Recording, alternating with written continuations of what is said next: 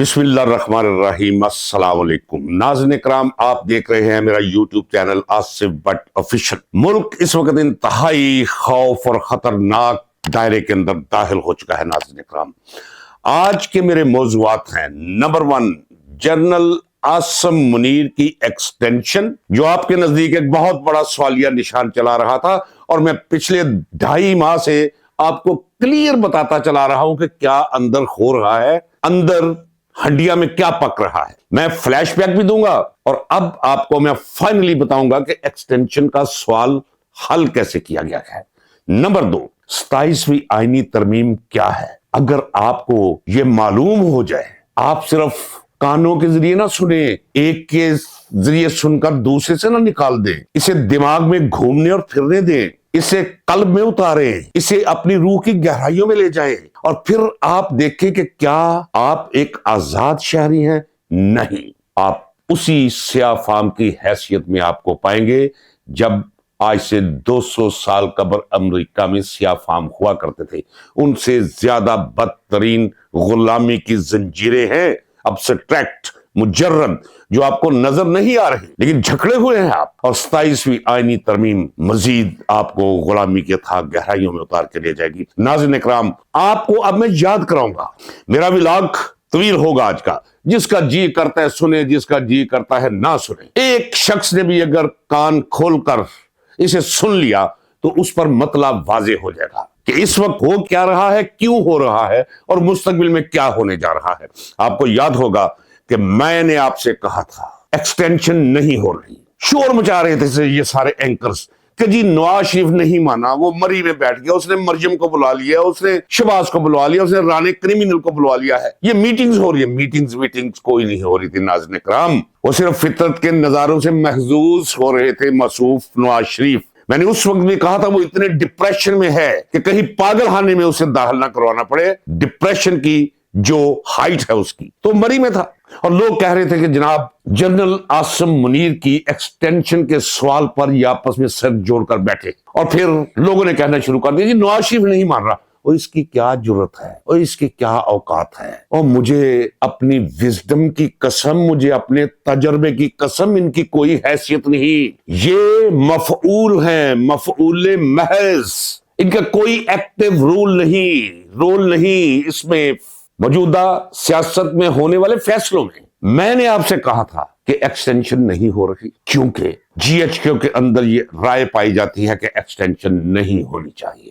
کس کا دل نہیں کرتا کہ وہ 4 اسٹار جنرل بنے؟ اس طرح تو ساری کی ساری ترقی رک جائے گی۔ ایک طرف کیا ہے، ایک طرف یہ ہے کہ پوری قوم، اگرچہ پوری فوج کا قصور نہیں، فوج بسیط ادارہ اس کے خلاف ہوتی چلی جا رہی ہے۔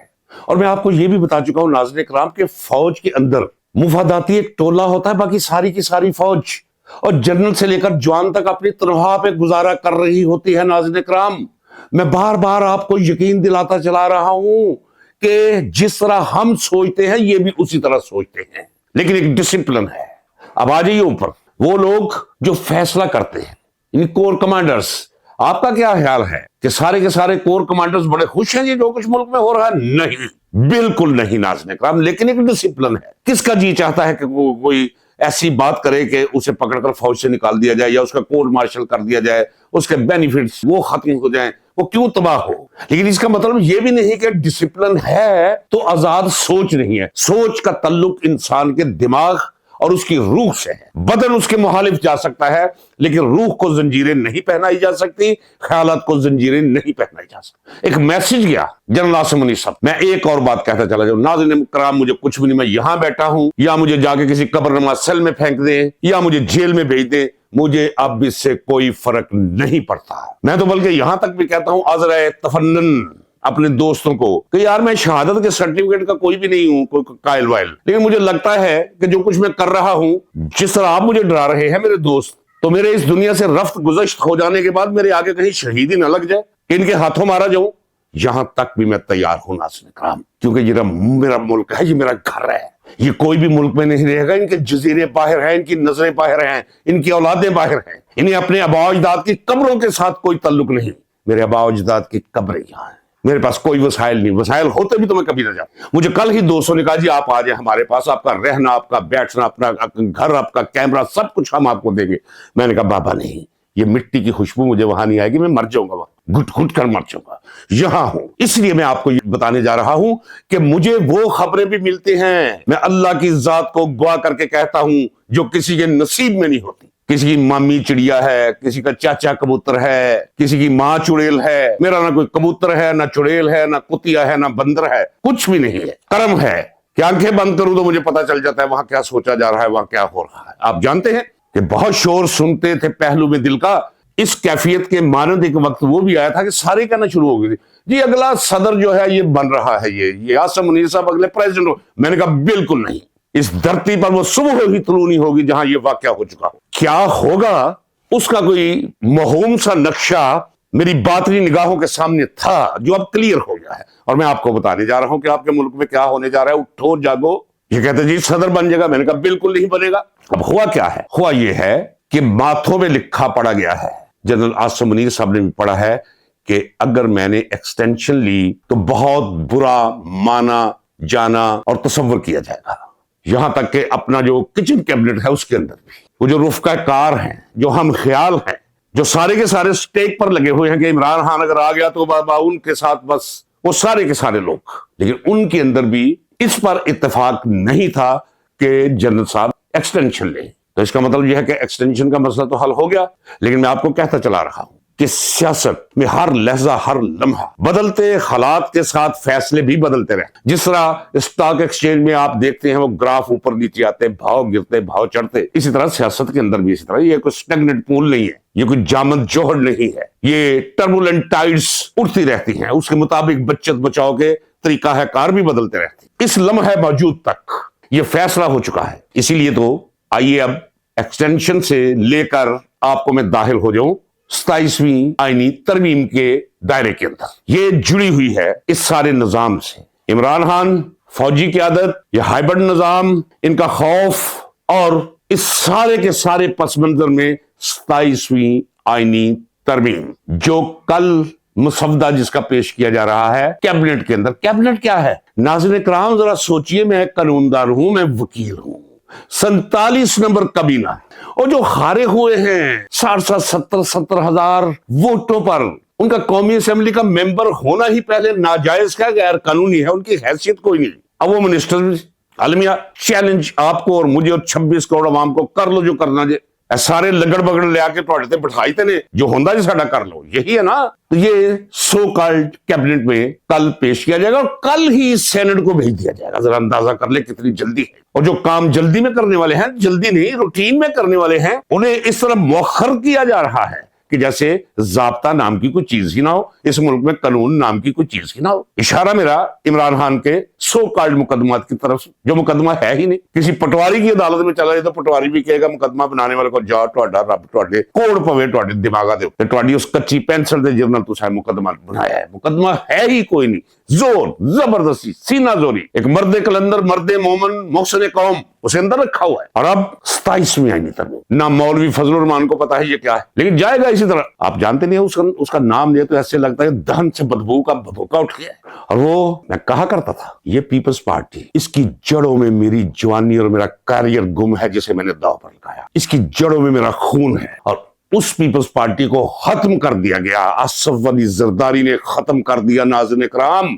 جائیے جا کر رپورٹس پڑھ لیجئے، اسٹیبلشمنٹ پاکستان کی مل کے ختم نہ کر پائی سے دہائیوں پر محیط جدوجہد ہے پیپلز پارٹی کو ختم کرنے کی، چونکہ یہ عوامی پارٹی تھی، اور کوئی ایسی پارٹی نے قبول نہیں ہے جس کے ساتھ عوام جڑے ہو، ایکٹیو ہو۔ جیسے عمران خان، انہیں قاف لیگ پسند ہے، انہیں استحکام پاکستان پسند ہے، انہیں نئی ایم کیو ایم پسند ہے، الطاف کی ایم کیو ایم پسند نہیں ہے انہیں۔ لہذا ساری جدوجہد کے باوجود یہ پیپلز پارٹی کو ختم نہ کر سکے۔ وارے زرداری، وارے قومی بیماری، وارے ٹکٹ کے بلیک کرر، وارے سڑک چھاپ، ذوالفقار علی بھٹو کی پارٹی کو ختم کر کے رکھ دیا۔ اب کیا ہے؟ اب رہتی سختی کسر بلاول نے نکال دی ہے۔ وہ کوئی نہیں گیا، نہ نانے پر گیا ہے، نہ ماں پر گیا ہے، سوری مجھے کہنے دیجئے، وہ گیا ہے حاکم علی زرداری پر۔ اسٹیبلشمنٹ کا دم چھلا ختم کر دی۔ اس کی سیاست رہے گی قبروں کے آس پاس، اور وہ بھی ذرا ادھر شعور آنے دیں जहालत का बोरिया बिस्तर लिपटने दे, लोग इनका नाम सुन के थू थू करेंगे। वो भी 27वीं आईनी तरमीम में साथ है। सिर्फ रौला डाल रहे हैं, जिस तरह मौलवी फजलुर रहमान रौला डाल रहा है। रौला इसलिए कि गैरतमंद है, रौला इसलिए नहीं कि अवाम का उसे दर्द है, रौला इसलिए कि पाकिस्तान के साथ 27वीं आईनी तरमीम में क्या होने जा रहा है। नहीं, उसे अपनी डील चाहिए शोर मचा के, मैं इस्लामाबाद आ जाऊंगा, मैं ये कर दूंगा। अस्तगफिरुल्लाह। इसी तरह बिलावल ने भी चंद दिन पहले कहा है जी ये क्या, उसे क्या है NFC वार्ड, पैसे मिलने चाहिए और पैसे लगेंगे भी कहीं नहीं, गायब हो जाएंगे। क्या हाल है कराची का, क्या हाल है इंटीरियर सिंध का। हम भी जाते हैं, दोस्त भी जाते हैं, बेड़ा गर्क हुआ हुआ, ऐसे लगता है कि आप कोई 300 साल पहले के कहीं सिंध में आ गए हैं। NFC अवार्ड के जरिए जो पैसे मिलते हैं सारे खा जाते हैं और उनकी टैंकियों में, और डॉलर, स्टर्लिंग पाउंड, यूरो, सोना। एक अजीब एक आलम है लूट मार का सिंध के अंदर, जो जरदारी लीग की छतरी के नीचे। कहां गई है वो मॉडल जो असली जरदारी के पैसे लेकर जा रही थी, जिस इंस्पेक्टर ने पकड़ा, इंस्पेक्टर को पार कर दिया, वो बेचारा मनो मिट्टी थल। ये भाई मेरा, दोस्त मेरा लतीफ खोसा, वो वकील हंसा करता था। वो कहना जी की करिए जी, हुण फिर लीडर जी होए साडे, करनियां उन्होंने ते फिर भुगतनियां सारे ने। किधर गए वो टीटीस। वो सारे के सारे मुकदमा अपनी जगह मौजूद है। आइए नाज़रीन इकराम फिर 27वीं आईनी तरमीम की तरफ। ये 16 सीटर वैगन में किसे कह रहा हूं, नवाज लीग को। अब इन्हें किसी की वोट की जरूरत नहीं, खासकर मौलवी फजलुर रहमान के वोट की तो जरूरत नहीं। पीपल्स पार्टी छोड़ के कहीं जा नहीं सकती, चूंकि इनका दर्द मुश्तरक है, इनका खौफ मुश्तरक है, मुस्तकबिल से इनका डर अपने अंजाम का वो मुश्तरक है, लिहाजा जुड़े रहेंगे इमरान खान के खिलाफ। जो जी चाहता है फौजी क्यादत इनसे करवा ले, वो सब कुछ करवाने के लिए तैयार है, करने के लिए तैयार है। तो 27वीं आईनी तरमीम में क्या होगा नाज़रीन इकराम, आइए मैं आपको बता दूं। एक्सटेंशन, सवालिया निशान, नो एक्सटेंशन। इसी तरह अपने अपने वक्त पे आते रहेंगे जनरल्स, वो आर्मी चीफ बनते रहेंगे। अब 243, ये याद रखिए नाज़रीन इकराम, ये इतना मामूली सा काम है। 243 नंबर है उस आर्टिकल का, जो आर्टिकल ये वजाहत करता है कि फौज का ताल्लुक हुकूमत के साथ क्या है। फौज वफाकी हुकूमत के मातहत उसी तरह एक अदारा है जिस तरह कोई अदारा भी हो। हालांकि अमली तौर पे ऐसा नहीं। हमारी बहरी फौज, हवाई फौज है, बर्री फौज है, 3 किस्म की हमारी फौज, और इनके सारे का सारा असला, इनकी सारी की सारी तनख्वाहें वो वफाक के मातहत है, और वफाक की नुमाइंदगी करता है सदर पाकिस्तान, जो इस वक्त अनफॉर्चुनेटली एक आसमानी अजाब, लानत और सजा के तौर पर असली जरदारी, वो सुप्रीम कमांडर कहलाता है सदर। 3 किस्म की अफवाज हैं हमारी, बर्री, बहरी और हवाई यानी एयरफोर्स। इन तीनों अफवाज के अपने अपने सरबराह हैं। इन तमाम सरबराहों का सरबराह जो है आईनी तौर पर आर्टिकल 243 की रोशनी में वो सदर पाकिस्तान। अब होगा क्या, अब एक लकब है, लकब जैसे किसी को शहनशाह जराफत कह दिया, किसी को शहनशाह सोहन कह दिया, किसी को आलमगीर का लकब दे दिया किसी बादशाह को, वो तो लकब है। या किसी बंदे ने बड़ा अलग गांव में किरदार अदा किया तो उसे चौधरी कह दिया, लो जी आज तो चौधरी हो, पग टोडे सिर ते। हालांकि उस पग की ना कोई कीमत, ना इस लफ्ज की कोई कीमत।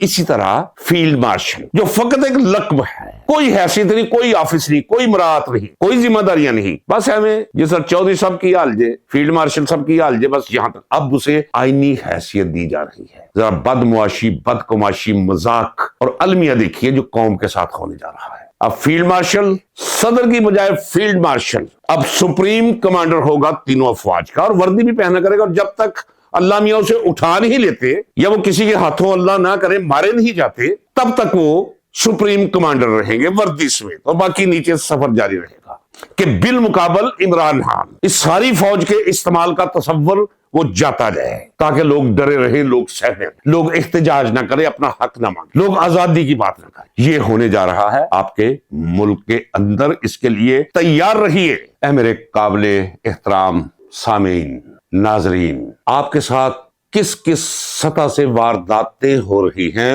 उन पे जरा ध्यान रखिए। अपने दुश्मनों को पहचानिए। मसलन एक तरफ तो यह है कि आपको डराया जा रहा है पैरामिलिट्री फोर्सेस से, अपनी ही फौज से, अपने ही हाथों, अपनी ही दौलत से खरीदे गए असलहा से, जिन्होंने खरीदा है उन्हीं को डराया जा रहा है। ये ऐसे ही है कि आप अपनी हिफाजत के लिए 4 गनमैन रख लें और वो गनमैन आप पे गन तान के 24 घंटे खड़े रहे और आपका खून सूखा रहे, और डर और खौफ इस हद तक आपकी हड्डियों और गुद्दे के अंदर सरायत करवा दिया जाए کہ آپ لقمہ بھی نگلے تو لقمہ حلق سے نیچے نہ جائے خوف. یہ کیفیت ہے اس وقت پورے معاشرے کی من جملہ. ایک طرف یہ اور دوسری طرف پھر ایک اور محاذ ہے ان کا. وہ محاذ ہے پروپیگنڈا کا محاذ. آپ ارتھ شاستر پڑھ لیں, آپ دا پرنس پڑھ لیں کہ لوگوں کو ڈرا کر رکھنے اور حکومت کرنے کے جو گر سکھاتی ہیں یہ دو کتابیں. ان میں ایک شعبہ ان دونوں کتابوں میں جو ڈکٹیٹرز کے لیے بائبلز کا ایک حیثیت رکھتے ہیں وہ یہ ہے کہ ساتھ ساتھ پروپیگنڈا جاری رکھو, عوام کے اندر افواہ سازی وہ پھیلاؤ, افواہ باز پیدا کرو. مثلا پاکستان کے اندر باقی چھوٹے چھوٹے مینڈک وہ بھی ہیں, لیکن جن 2-3 لوگوں کو یہ ذمہ سونپا گیا ہے ان کے نام میں آپ کو بتا سکتا. Number 1 Najam Sethi, number 2 Sohail وڑیچ, number 3 Mujeeb الرحمان شاہ. یہ 3 کا ٹولہ ہے. باقی ان کے ماتحت جو انہیں اپنا استاد کہتے ہیں, ان کے متاثرین ہیں, ان کے فالوورز ہیں, ان کے ذریعے انہیں مراعات ملتی ہیں. یہ جس کا نام ریکمینڈ کریں خفیہ خزانہ ان تک پہنچنا شروع ہو جاتا ہے بند لفافوں میں. اب انہوں نے قوم کو باور کیا کروانے کی وہ ٹھان رکھی ہے کہ دیکھیں جی یہاں احتجاج کے راستے بند ہو چکے ہیں. 9 مئی کو کیا کچھ نہیں کیا رد عمل میں ریاست نے, یعنی فوج نے اور پولیس نے اور پیراملٹری فورسز نے, خفیہ اذیت خانوں نے, اور کیا نہیں کیا. پھر اس کے بعد 26 نومبر کو کیا کر لیا ہے قوم نے, اور پھر مرید کے میں جو کچھ ہوا وہ لبیک لبیک لبیک یا رسول. کدھر گئے وہ؟ یہ کہہ کر ڈرا رہے ہیں کہ مذہب کے نام پر, ملک کے نام پر, سیاست کے نام پر, آئین کے نام پر, آزادی کے نام پہ جو بھی احتجاج کی کوشش کرے گا ان کا حال اس سے بدتر ہوگا جو حال 9 مئی کو ہوا تھا, جو 26 نومبر کو ہوا تھا, جو مرید کے میں ہوا تھا. اب یہ ڈرا رہے ہیں کہ احتجاج کے راستے بند ہو چکے ہیں. لیکن ناظرین اکرام, میں یہاں ایک جملہ مترزہ, اگر میری برادری, وکلا برادری, وہ آئین کے تحفظ کے لیے باہر نکل آئے, جس طرح ایک بہت ہی گھٹیا شخص کی بحالی کے لیے افتخار محمد چودھری کی بحالی کے لیے باہر نکلے اور نتیجے میں بیڑا غرق ہو کر رہ گیا, اگر اسی جوش و جذبے کے ساتھ وہ جو جوش و جذبہ بیکار تھا, بے محل تھا, ایک دھوکے میں تھے, اسی طرح میدان میں نکل آئے قانون کی بالادستی, آئین کے تحفظ, نظام عدل و انصاف کے بچاؤ کی خاطر, تو کسی کی کوئی جرت نہیں کہ جو کچھ یہ کرنے جا رہے ہیں وہ کر سکیں. مجھے ایک عشق ہے اہم شہری آزادیاں, تمام شہریوں سے ایک جیسا سلوک, قانون کی حکمرانی, آئین کی بالادستی. آئین کی بالادستی کی لڑائی میں نے ملٹری کورٹ سے سزائے موت لی تھی. میں نے یہ برسات کے موسموں میں جو چونٹیوں کو پر نکل آتے ہیں, کسی چونٹی کا پر بھی ایسے نہیں کیا تھا, کسی کے گریبان کی طرف ہاتھ میں نہیں کیا تھا, کسی کے خون کا ایک قطرہ نہیں میں نے بہایا تھا. یہ سزائے موت ہوئی تو کیوں ہوئی؟ سزائے موت اس لیے ہوئی کہ میں یہی جو ذکر کر رہا ہوں, جس کے لیے اب میں کہہ رہا ہوں کہ وکلا کو باہر نکل آنا چاہیے, یہی کچھ میں نے آج سے 45 برس پہلے کیا, اور مجھے فخر ہے. ہاں, فخر کے ساتھ یہ میں تپتا کیوں ہوں, میں دھاڑتا کیوں ہوں, کہ ایسے لگتا ہے کہ مجھے سارا کیا کرایا وہ رائگان گیا. میں نے ایک ایک رات ایسی گزاری ہے اذیتناک ناظرین کرام, جس طرح قرآن کریم میں ارشاد ربانی ہے کہ لیلۃ القدر 1000 مہینوں کی راتوں سے افضل ہے. میں نے ایک ایک رات ایسی گزاری ہے شاہی قلعہ میں, قلعہ بالا حصار میں, اور جیلوں میں, پھانسی کوٹھریوں میں, کہ ایک ایک رات ہزاروں مہینوں کی راتوں سے بھاری رات تھی وہ. اس لیے مجھے تکلیف سہ چند ہوتی ہے, 100 دفعہ زیادہ بڑھ کر. آپ بھی سوچتے ہوں گے کیا ہے, یہ ضروری تھا کہ میں آپ کو اپنے درد کا محرک بتاؤں اور بتاتا رہوں مسلسل, تاکہ آپ کی سمجھ میں آ سکے کہ یہ اپنی آزادی داؤ پر لگا کر, اپنی چمڑی ایسے لڑکا کر کے کر لو جو کرنا جا رہا, اور اپنی زندگی دوسرے لفظ اپنا سر ہتھیلی پر رکھ کر یہ کچھ میں کر رہا ہوں اس کیمرے کے سامنے بیٹھ کے.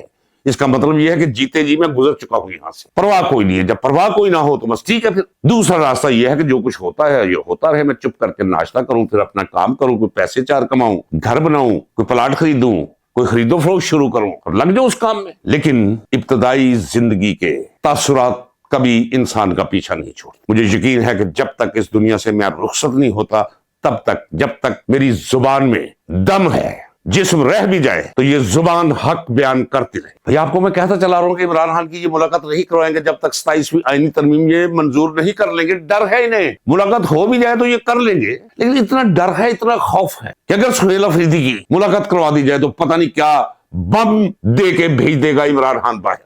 ڈر ہے, ایک خوف ہے جس کے ماتحت ان کے شب و روز گزر رہے ہیں. اب 27ویں آئینی ترمیم پہ میں کیا کہوں, کیا کیا کرنے جا رہے ہیں۔ NFC ایوارڈ کا آپ کو میں بتا چکا ہوں، فیلڈ مارشل کو ایک باقاعدہ آفس قرار دینے وہ بھی آپ کو بتا چکا ہوں۔ اب جو سابقہ فاٹا وفاق کے ماتحت ہوا کرتا تھا اس کے اضلاع بنا دیے گئے، ہو سکتا ہے اس میں اضلاع بھی ختم کر دیں۔ یہ جتنے KPK بالخصوص KPK اور بلوچستان میں دفینے ہیں، معدنیات ہیں، ان سب کو یہ اپنی ملکیت قرار دے دے تو 27ویں آئینی ترمیم یاد رکھیے گا، ہر اس شخص کو ذہن میں اس کی تصویر نقش کر لیجیے گا جو اس میں معاونت کرے گا۔ وہ ریاست کا بھی مخالف ہوگا، وہ 26 کروڑ عوام کا بھی مخالف ہوگا، وہ اس مملکت خدا داد کے لیے سیکیورٹی رسک ہوگا۔ پنجاب آدھا پاکستان، 13.5 کروڑ عوام بستے اس میں، ایک ایسی عورت کو پنجاب کی حکومت سونپ دی گئی ہے جو کبھی زندگی میں کاؤنسلر بھی نہیں رہی، جو دوران تعلیم کہیں پراکٹر بھی نہیں رہی، چیف پراکٹر رہنا تو بہت دور کی بات ہے، جس کا تعلیمی کارنامہ کوئی نہیں، جس کا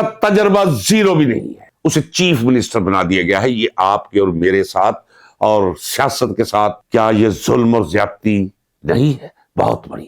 اور تمام صوبائی وزارتوں کو کہہ دیا گیا ہے، تمام صوبائی محکموں کو کہہ دیا گیا ہے کہ آپ بتائیں کہ کیا کیا اصلاحات کرے مرجم نواز کہ جس سے وہ روزانہ اپنی اپنی نوکری پکی کرنے کے لیے صوبائی سیکرٹری وہ لکھ کر بھیجتے ہیں، جناب یہ کریں وہ کریں، یہ پکڑتی ہے اسے کوئی دماغ میں پتہ نہیں، میں بول جاتی ہے۔ اب کیا ہے جناب، ٹک ٹاک منصوبے ہیں۔ اور کل کی کیبنٹ میٹنگ، وہ کیبنٹ کہاں ہے؟ وہ کیبنٹ تو بالکل اس کی کوئی قانونی حیثیت نہیں ہے ناظرین اکرام۔ 47 نمبر کے غلیظ وطن سے پیدا ہوئے بدبودار لوگ، انہوں نے بیٹھ کر، میں تفصیل میں نہیں جاتا ہوں، مختلف سیکٹرز میں پیسہ بانٹنے کے لیے منظوری دی ہے کہ 14 ارب ادھر دے دو، 82 ارب ادھر دے دو، 70 ارب ادھر دے دو، 14 ارب ادھر دے دو، 30 ارب ادھر دے دو۔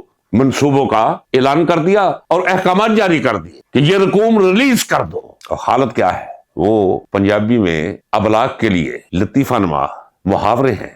یہ مرجم نواز کے لیے ایک محاورہ چھوڑے جا رہا ہوں اور اسی محاورے پر میں اپنے آج کے اس ولاگ کا اختتام کرتا ہوں۔ اور پنجابی میں کہندے نے کہ استنجا کرنے واسطے لوٹا پانی دا نہیں تے ٹھیکے نہرا نہیں۔ اجازت دیجیے ناظرین اکرام، ملتے ہیں اگلے ولاگ میں۔ اللہ حافظ، پاکستان پائندہ باد۔